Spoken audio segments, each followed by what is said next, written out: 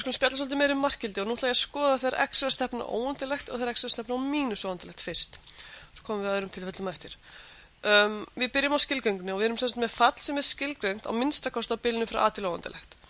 Ef ég ætla að láta x vera að stefna óendilegt þá þarf fallið að vera skilgreint á svona bili. Og við segjum, f af x er markgildi L sem er einhver rauntaala þegar x stefnir óendilegt ef við getum tryggt að munurinn á L og fallgildinu, sem sagt fjarlægðin á milli þeirra, verði eins lítið og við viljum með því að velja núna ekki x nógu nálægt a eins og við gerum áður, heldur x stærri en 0 nógu stórt vegna sem að láta x stefna á óendilegt. Og við skrifum markgildið af f af x þegar x stefnir á óendilegt er L.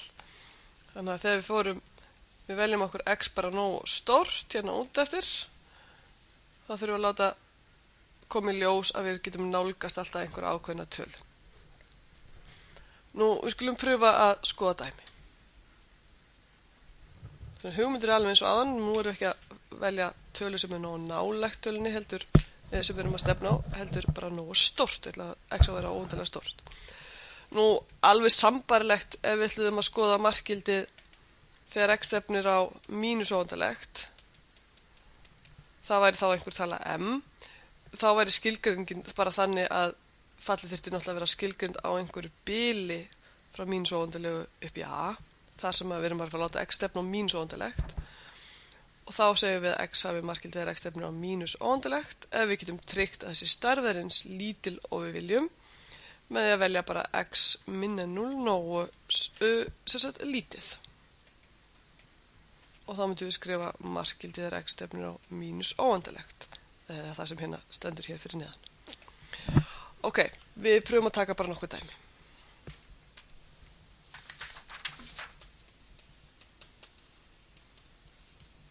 Við byrjum á einu lögléttu bara svona leit upp. Við ætlum að nota x stefna á óendilegt í fallinu x. Skoðum þetta myndrænt. Fallið x er svona. Eftir því sem x stækkar, þess að eftir því sem fyrir lengur og lengur eftir x-ástum, þá stækkar rúslan endalaust, þannig að þetta markgildi er óendanlegt. Ok, svo tökum við annað dæmi. Ég með markgildið þegar x stefnir á óendanlegt fyrir 1 á móti x. Ok, hvernig lítur 1 á móti x út? Það er einhvern veginn svona. Gróft álitið og síðan nú er að láta x stefna óendilegt. Ég er að koma hérna lengur út eftir x-ásnum og alltaf sé ég að eftir því sem x eru stærra hérna undir striki þá verður fallið mitt minna, þannig að markgildi hér er 0. Það verður aldrei alveg 0 en það stefnir á 0. Og skulum bara skoða í leiðinni markgildið af sama fallið þegar x stefnir á mínus óendilegt. Þá er ég að fara hérna með minna x og séum að fallið mitt nálgast alltaf 0, þó það gerir það sannarlega úr hinni áttinni. Ekki hérna ofanfrá heldur neðanfrá. Og við pröfum nokkur fleiri. Við erum með markgildið af rótin af x þegar x stefnir á óendilegt og hvernig lítur rótin af x út. Svona, stækkar alltaf meira þó sannarlega stækkar hún hægar eftir sem x verður stærra, en alltaf verður hún stærri, þannig að þetta verður líka óendanlega stórt. Ok, nú skulum við sjá þegar málin vandast aðeins. Hvað gerist þá? Við skulum skoða markgildið þegar x stefnir á óendilegt í x deilt með rótin af 1 plus x í öðru. Nú, ég veit að rótin af einhverju sem stækkar er líka stækkandi fall og 1 plus x í öðru er sannarlega stækkandi fall. Þannig að þegar x stefnir á óendilegt þá stefnir nefnarinn hérna á óendilegt. Og sama gerir náttúrulega teljarinn. Þannig að þetta er dæmi óendilegt deilt með óendilegu. Ok, við vitum ekki hvað óendilegt deilt með óendilegu. Einhver geti fristast til að halda að veri 1, en það er sannarlega ekki tilfellið. Svo dæmin muni sína. En við þurfum einhvern veginn að einfalda þetta. Þannig við segjum, þetta er markgildið þegar x stefnir á óendilegt. Ég ætla að sjá hvort ég get ekki fengið eitthvað sameiginlega þætti og stytt út. Men ég vil fá x út fyrir sviga hérna undir strikið. Þannig að ég setur x stilt með byrja að taka x í öðru út fyrir sviga undir rótinni hérna, þá er ég með 1 á móti x í öðru til að fá x í öðru sinnum 1 á móti x í öðru er 1 pluss 1, sé svona. Svo er ég með rótina á margfaldi af tveimur hlutum, þá má ég taka rótina hvorum fyrir sig og þá er ég með rótina af x í öðru sinnum rótina af 1 á móti x í öðru pluss 1, sé svona. Nú ég veit að rótin af x í öðru er tölugildið af x og hér veit ég að x er alltaf pósitíft vegna þess að x er stefna óendalegt, þannig að hérna má ég skrifa bara x. Það er bara því að x er stærri 0. Þannig hér stendur x og við þurfum að muna alla hlutana hérna. X deilt með x sinnum rótin af 1. 1 deilt með x í öðru pluss 1.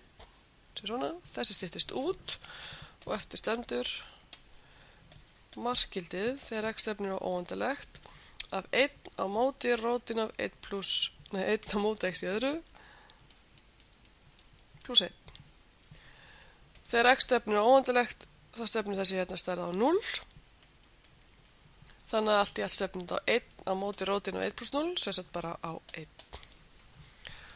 Ok, þannig að hér var markgildið akkurat 1. Pröfum þá annað dæmi. Sjáðu, ef við hefðum verið með sama dæmi og hér hefði staðið 2, þá verðum við aftur með eitthvað sem stefnir á óendalegt, deilt með eitthvað sem stefnir á óendalegt. Hér væri þá tvistur, hér væri tvistur, hér væri tvistur og hér staðið 2 og lokamarkgildið myndi vera 2. Þannig því tilfelli væri óendalegt deilt með óendalegu orðið 2. Þannig við þurfum alltaf að einfalda fyrst áður en við getum vita hvert markgildið er. Pröfum annað dæmi sem er sannarlega svipað, bara sama fall en við ætlum að nota x stefna á mínus óendalegt. Nú þá vitum við úr dæminu hérna á undan að þetta er átt á x deilt með rótin af x í öðru sinnum rótin af 1 á móti x í öðru pluss 1, sé svona. Nú hérna veit ég að x er minni 0, þá er rótin af x í öðru sem er tölgildi af x mínus x. Þannig við notum okkur þetta. Markgildi þegar x stefnir á mínus óendalegt er x deilt með mínus x sinnum rótin af 1 á móti x í öðru pluss 1. X styttist út á móti x og hér stendur markgildið þegar x stefnir á mínus óendalegt af 1 á móti mínus rótin af 1 á móti x í öðru pluss 1. Rótin af þessu hérna stefnir á 1, allt í allt stefnir þetta sérst á mínus 1.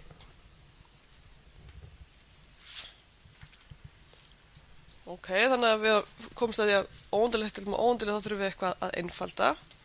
Við skulum pröfa enn eitt dæmi. Við erum með markgildið þegar x stefnir á óendalegt af rótinni af x í öðru mínus 2x mínus rótin af x í öðru pluss 3x. Nú, ég veit að rótin af vaxandi falli hérna stefnir á óendalegt og þessi rót hérna stefnir líka óendalegt, þannig að við erum með eitthvað fyrirbæri sem heitir óendalegt mínus óendalegt og þetta veitum við ekki hvað það er, þannig að aftur þurfum við einhvern veginn að umskrifa þetta til að sjá hvert markgildið er. Óendalegt mínus óendalegt er ekki skilgreint og það sem við gerum er að við margföldum með samlokatölu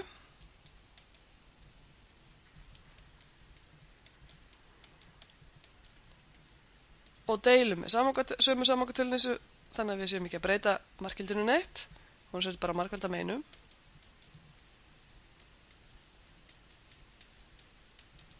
Sér svona. Svo nota ég mér að hérna gömlu góðu a mínus b sinnum a pluss b er a í öðru mínus b í öðru.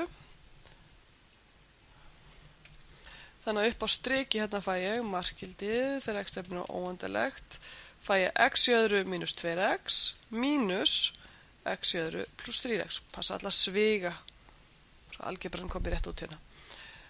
X í öðru mínus 2x undir striki pluss rótin af x í öðru pluss 3x.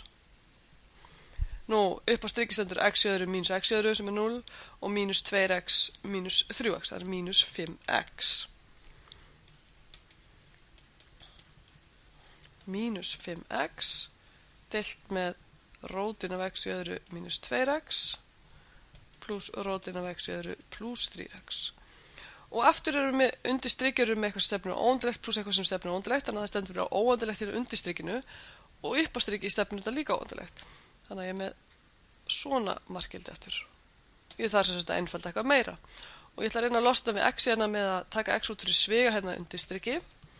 Sjáum hvernig við gerum það. Sjáum mínus 5x upp á strikið. Og svo erum við með hérna tekið x í öðru, rótin af x í öðru út fyrir svega.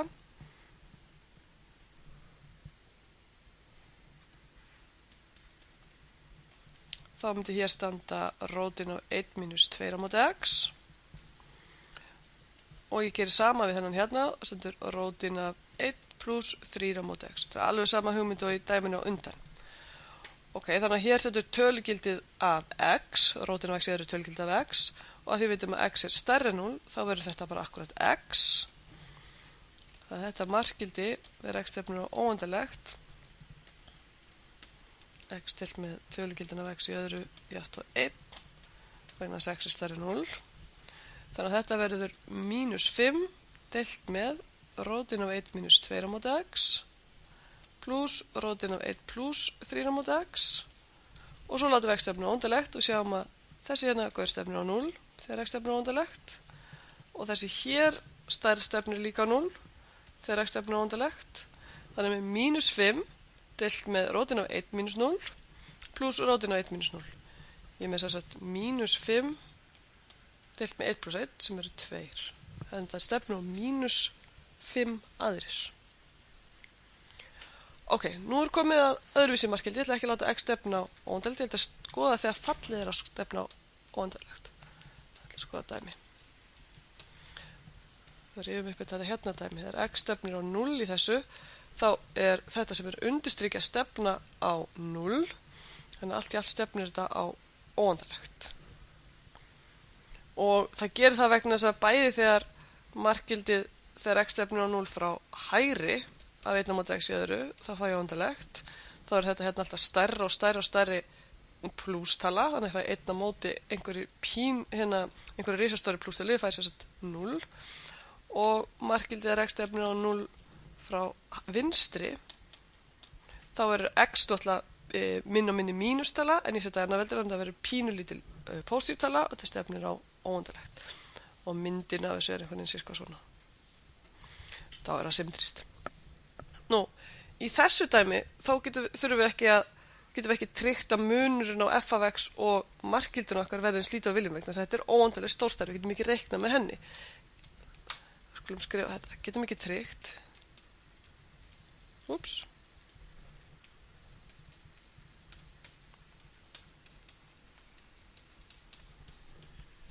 Að 1 á móti x í öðru mínus l, munurinn á þessu verði eins lítið að vilju.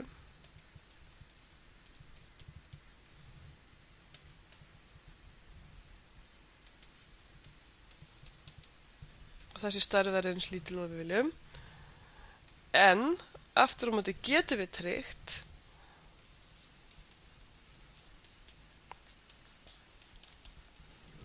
að f af x verði eins stórt að við viljum. Bara stærðin sjálf.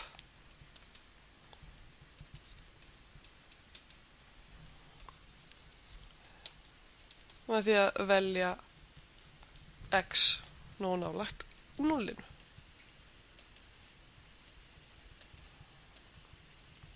Og segja 0 bara því að við vorum í þessu hérna dæmi, en þetta getur verið hvaða rauntala sem er a. Ok, við tökum 2 dæmi í viðbót. Þannig að þetta er aðeins að þessi skilgreiningum við tala samt markgildi í þessu. Segir markgildi er x stefnir á 0 af mínus 1 á móti x í öðru. Og þetta hér stefnir á óendilegt og hér er mínus, þannig að þetta verður mínus óendilegt. Mínus 1 á móti x í öðru er sjálfsögð bara þetta hérna fall. Og svo skulum við skoða eitt dæmi viðbót í lokin. Skulum skoða markgildið þegar x stefnir á 0 fyrir 1 á móti x. Ok, getum við nú tryggt það þegar ég nálgast x fyrir nógu nálægt núllinu og þá sé þetta hérna alltaf einn stór stærð og ég vilji. Já, ef ég er að koma hægra megin frá